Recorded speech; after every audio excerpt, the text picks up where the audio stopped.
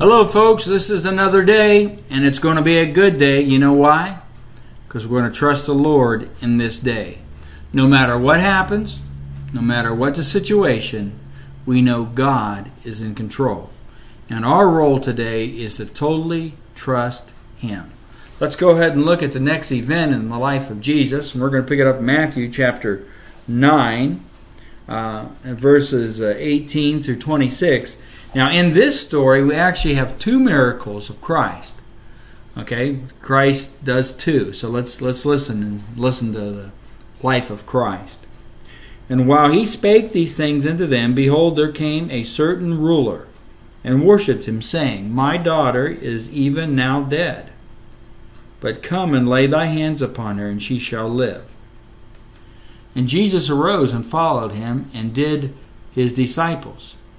And behold, a woman which was diseased with an issue of blood 12 years came behind him and touched the hem of his garment.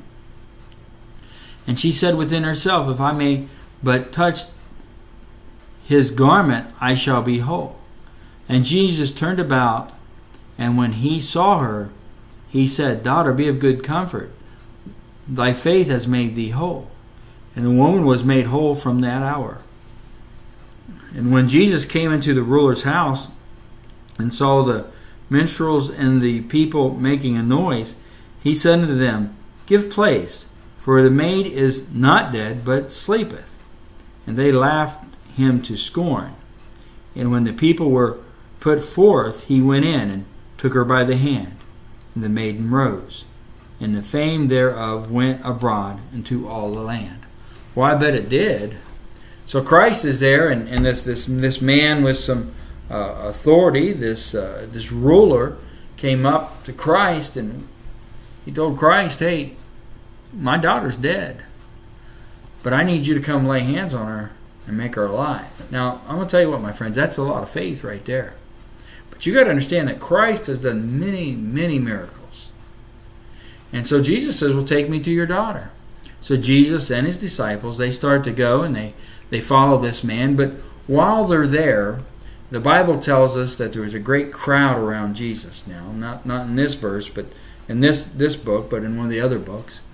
And a woman sneaks up behind Christ, and she had an issue of blood for 12 years. Matter of fact, the Bible tells us that she had sold all she had. And she said to herself, If I can just touch the hem of his garment, if I can just touch the hem of his garment, I'll be made whole. So she's being walked, while Jesus is being walked through the crowd, she reaches through that crowd and she touches the hem of Christ's garment. Now, the hem of Christ's garment is a tassel. And that tassel was symbolic of the commandments of God. So what she was saying, if I could just reach and touch that tassel that represents the commandments of God, I could be made healed. I could be healed. So she reached through and she touched it and she was healed. And Jesus said there's virtue left from him. And he said, Who touched me? And this lady said she did. And he told her, Don't worry. You're healed. Then he said, Now take me to your daughter. And he goes to the daughter that was dead. Everybody's crying and music's playing. They're mourning. They had professional mourners during those days, and people would cry and mourn for the dead. Christ would say, Hey, quit your mourning. Quit playing that music. For she's not a dead, she sleepeth. And they said they laughed at him and scorned. It didn't bother Christ none. He walked in there, grabbed her by the hand and said, Young lady, it's time to get up. She got up. And now, isn't that something? While Jesus goes to perform a miracle, he does a miracle. Here's your lesson today. As you go to do whatever you're going to do, remember, many times the goal isn't the end of the day, but it's in the middle of the day. Many times your goal, what God has planned for you, He may have told you to do something today, but it may be the things in the middle of the day that God wants you to stop and do something for Him.